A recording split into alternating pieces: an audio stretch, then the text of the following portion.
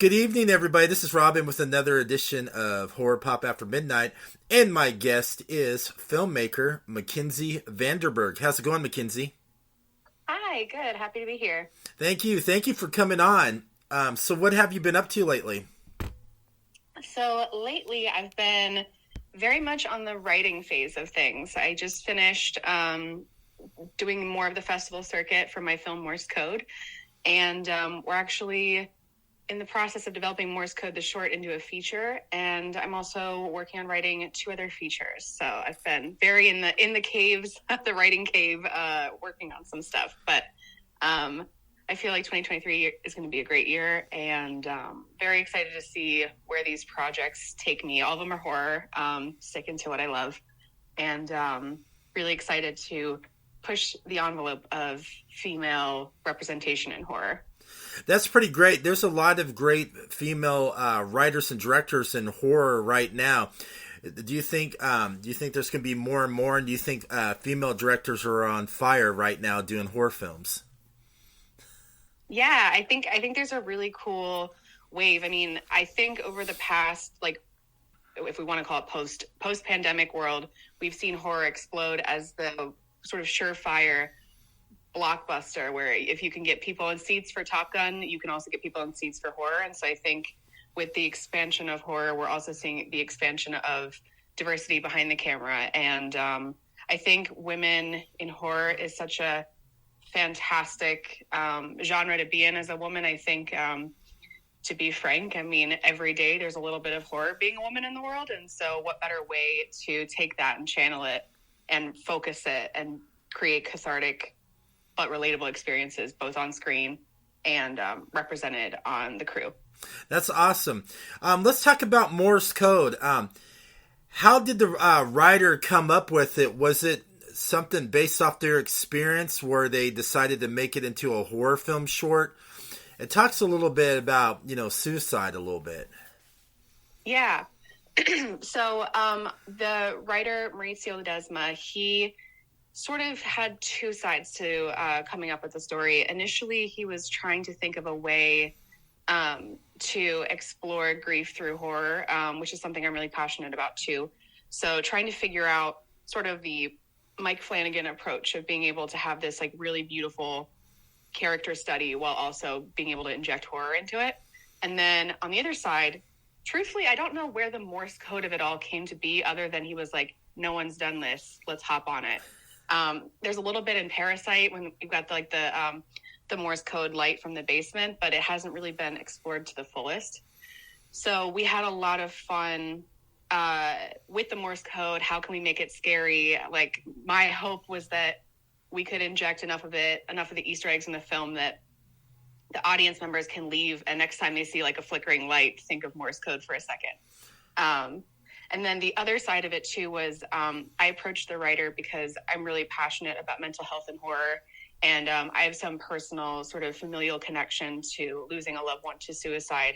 And part of my intentions with directing this piece is to destigmatize talking about it, but also to be able to talk about the family members and the loved ones left behind and how we can move forward and come to terms with losing a loved one in a traumatic way.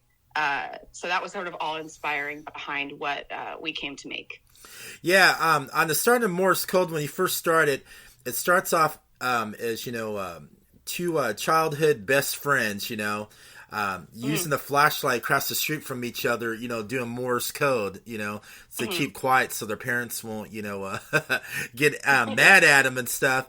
And then it goes back to the main actress where she's sitting, talking to a psychiatrist about, why she wasn't there for her friend. And I like how the psychiatrist went to her and told her to write a letter more like therapeutic. So yeah. I kind of felt how she was feeling, because you don't know what your friends are going through, what they're thinking. And and then there's times where, you're just sitting there and your friend's calling you up and you're like, no, I'll just wait and call them later. But you don't know if they really need help or it's too late. And I love how you directed to that approach where you feel what's going on with the main actress through her eyes and feelings. Thank you. I appreciate that.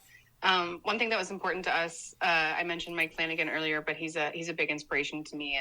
And one thing he said before is this idea where if you take the horror out of the story, does the emotional arcs and the familial dynamics stay true? And so that was something that we wanted, where if it wasn't a horror film anymore, is it still a compelling story?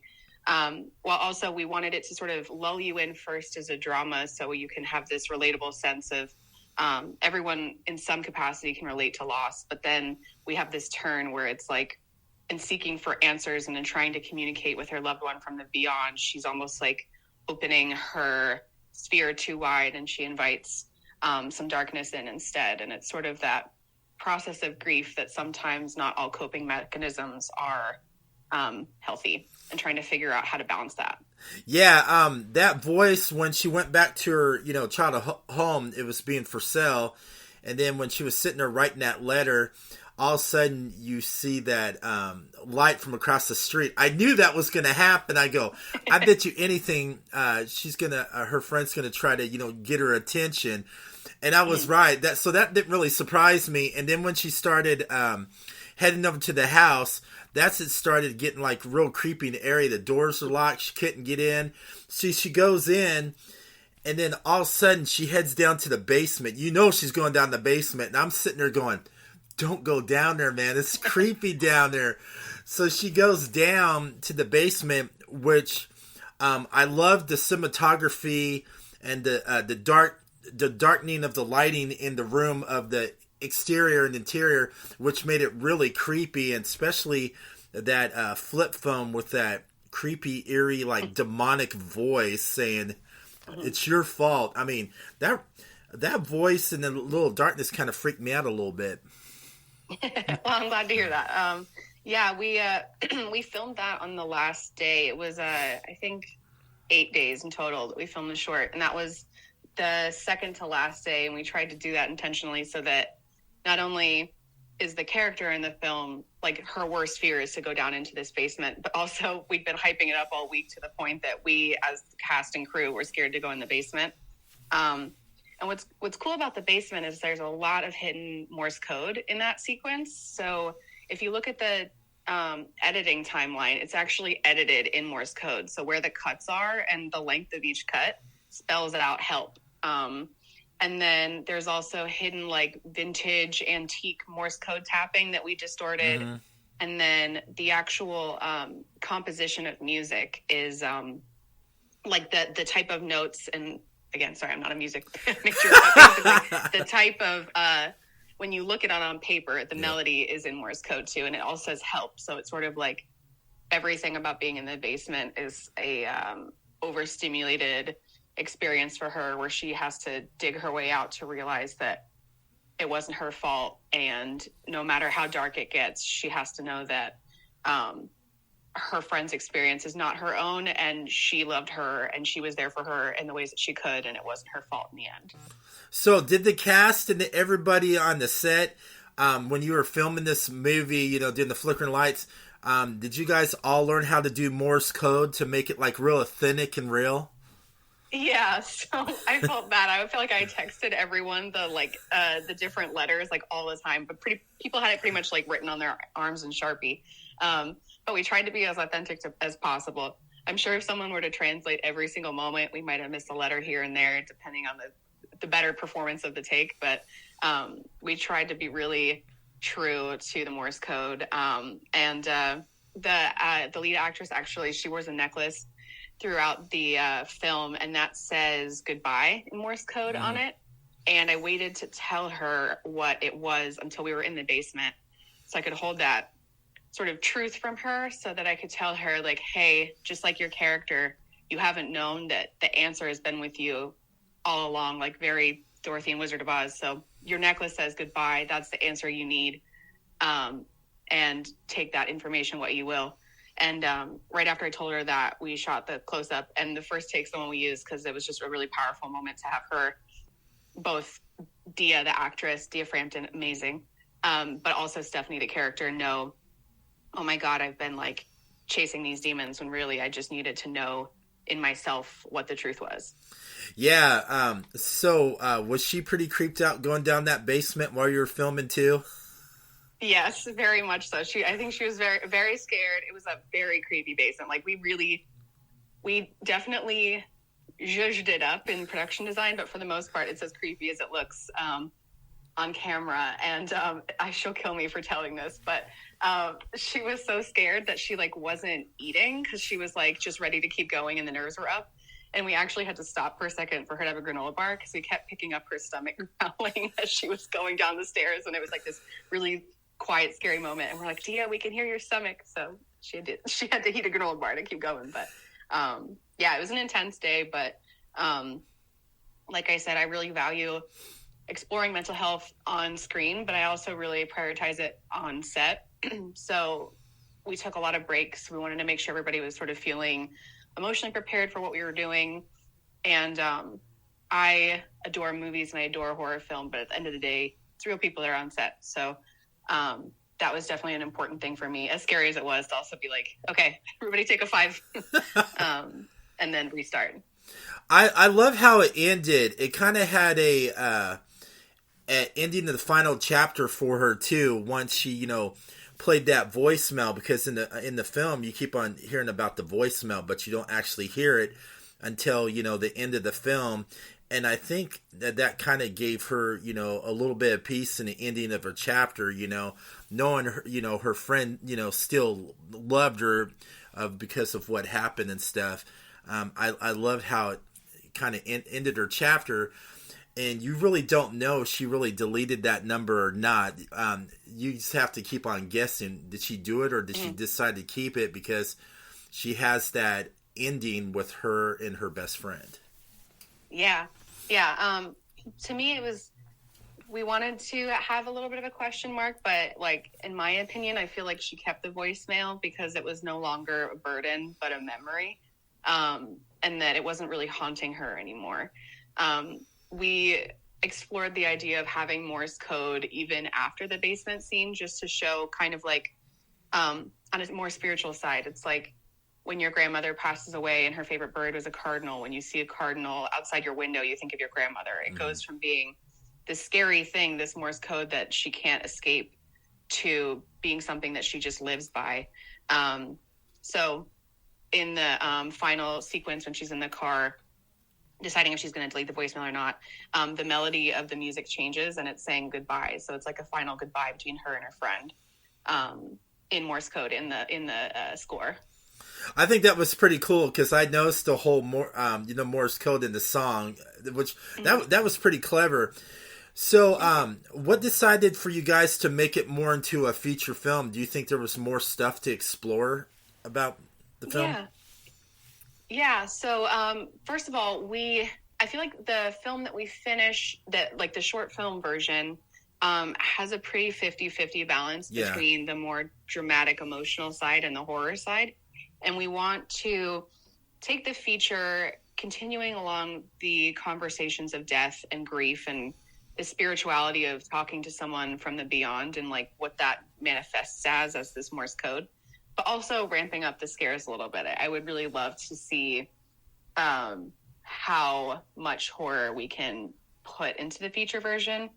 And for me, that stems from the idea of you want so desperately to contact your loved one who's passed on, and you think you're talking to them and you think you're having this powerful moment. And then it's this like moment of like, oh my God, I'm not actually talking to who I think I'm talking to. I've invited something in, and then seeing the consequences of, like I said, coping mechanisms turning against you. And so we're exploring that now. Maurizio and I are mid-writing as we speak. I have a meeting with him this week to talk more about it. So we're very much in the throes of figuring out how to take the short and turn it into a feature. That'd be pretty cool because I like to see more of the psychological aspect of this as well.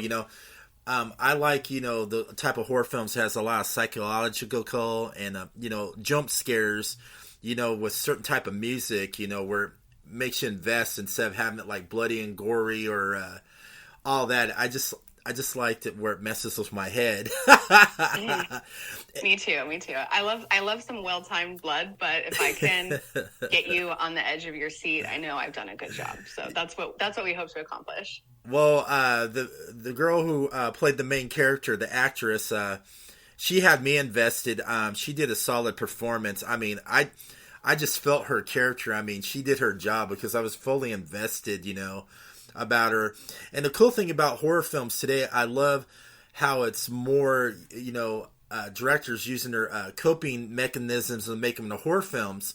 I was at Horror Hound this weekend, and I interviewed this film director. He wrote this movie, The Final Summer, and it was about him being abused, growing up, and he made this film into a horror film to bring it all out, and then like all the final girl characters, he used his expressions through them, how they would cope in certain situations.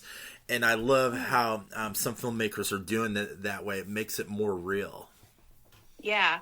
No, I'm very inspired by that too. I think what I've said about horror before is I think horror does a beautiful job of externalizing the internal. And so that's something I'm really passionate about in the projects I've directed and the stuff that I'm actively writing, is like being able to take the ugly demons inside you and be able to throw them on a page, and then eventually throwing them up on the screen and be able to selfishly like fight your own demons on screen, but also be able to remove yourself and see these characters that you create battle in ways that maybe you wouldn't. And it's kind of a powerful yet comforting experience to see how that plays out. But I think horror has always been, horror has always been a very emotional genre. And I think it's really cool to see the latest rounds of horror directors figure out the new wave of injecting their emotions through horror, because, as a millennial, we haven't been able to catch a break. So it's cool to see more horror millennial directors explore what horror is to them, since it's so subjective.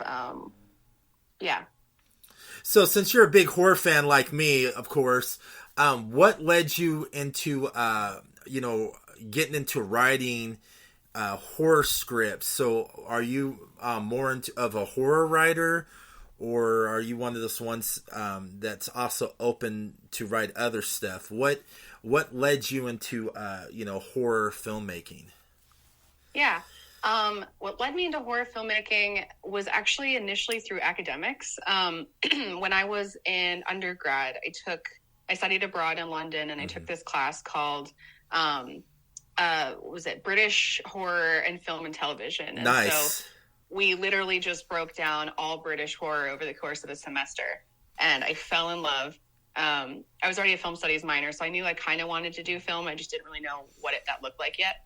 But that professor really focused on feminist theory through the horror lens, and no one ever really broke down to me. Like when I thought of horror, because I was a little late to the game, I thought of like blood, guts, and the like blonde who runs like upstairs instead of out the front door. So to think of feminist theory in relation to horror films kind of broke my brain, and I was like, I need to learn everything I can about this. So I was inhaling like Laura Mulvey and Barbara Creed and just like going down the rabbit hole. And then when I eventually applied to film school, I had an amazing first professor, Rebecca McKenzi. She just directed Glorious. That came out like mid last year with J.K. Simmons.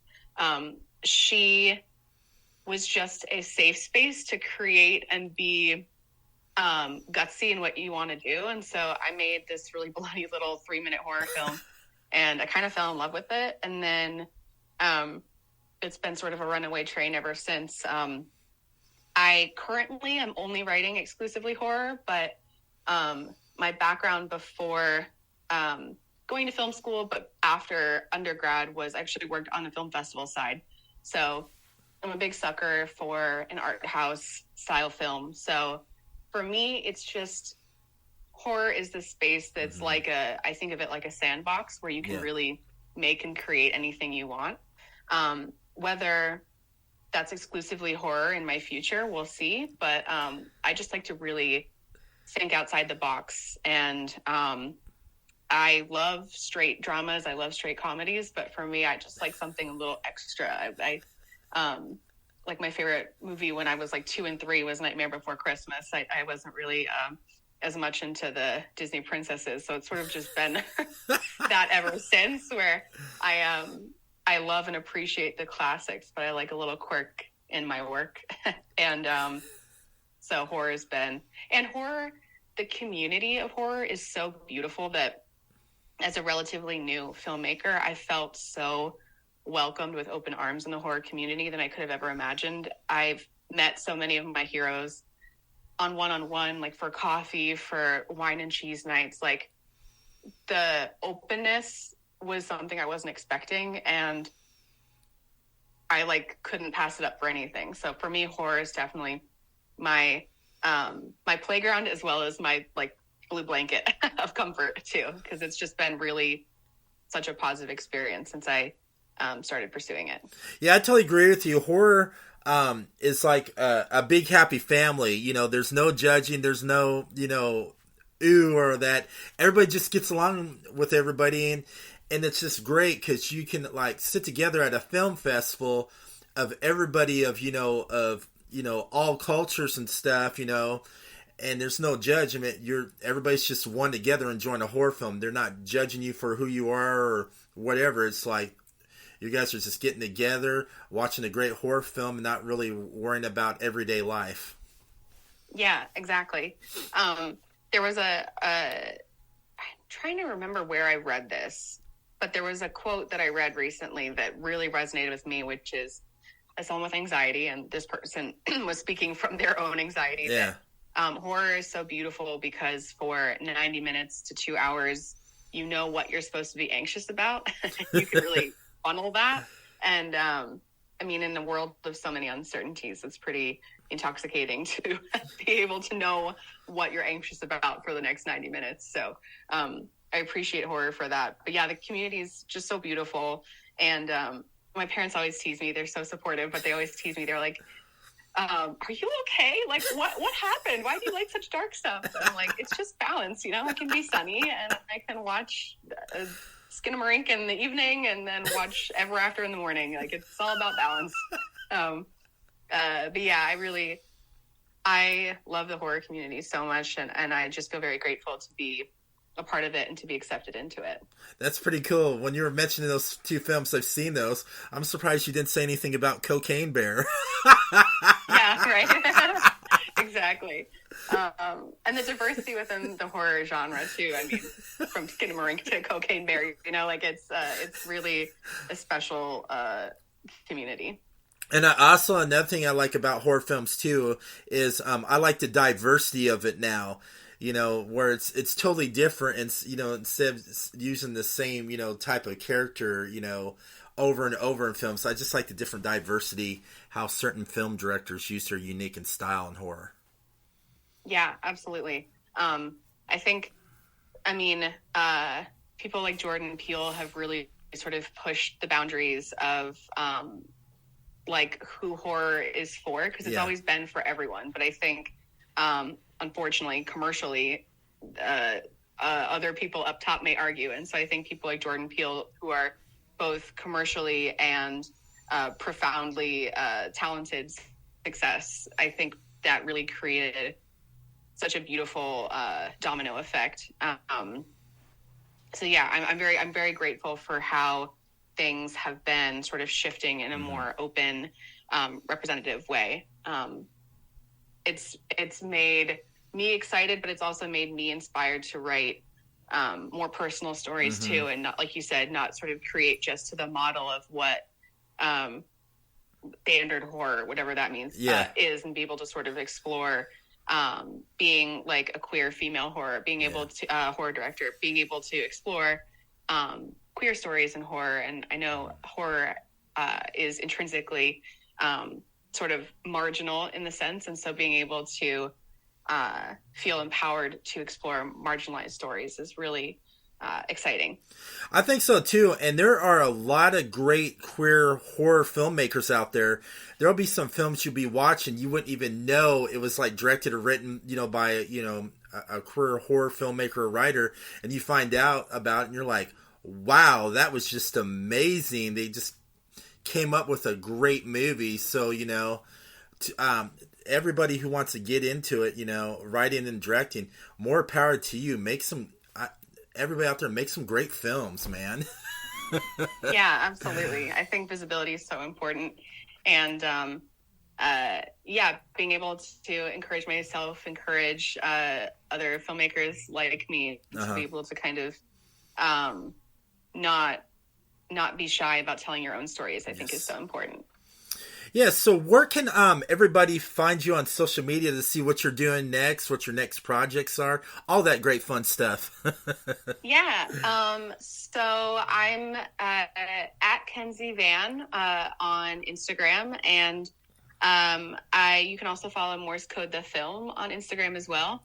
My website's my full name, McKenziVanderberg.com.